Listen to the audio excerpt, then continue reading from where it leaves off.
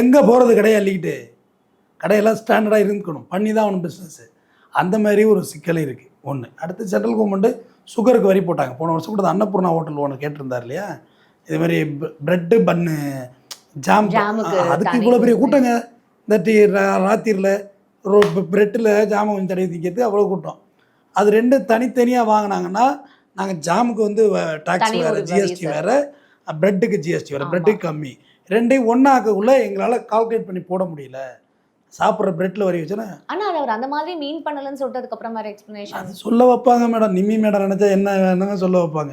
நாளைக்கே நம்மளை பிடிச்சி மிரட்டினா நம்மளும் நிம்மி வாழ்க்கைன்னு சொல்ல வேண்டியதான். என்ன பண்ணுறது, அவங்களெல்லாம் எதிர்த்து நம்ம பேசி என்ன பண்ணுறது சொல்லுங்கள். நிம்மி மேடத்தை எதுக்கிற அளவுக்கு தெம்பு இருக்கா என்ன? யாருக்கும் இல்லை. ஏகோதபத்தியமாக நிற்கிறாங்க. எல்லாத்துக்கும் வரி வரி வரி வரி போட்டு தள்ளி. இப்போ கருப்பட்டி காஃபி பெரிய இண்டஸ்ட்ரி மாதிரி. அது எல்லா இடத்துலையும் இப்போ கருப்பட்டி காஃபி இருக்குது சார். அதில் வந்து இந்த நாட்டு சக்கரை டீ. ஐயோ, இந்த டாக்டரோ வேற பூந்து நடுவில் படுத்துகிற பாடு.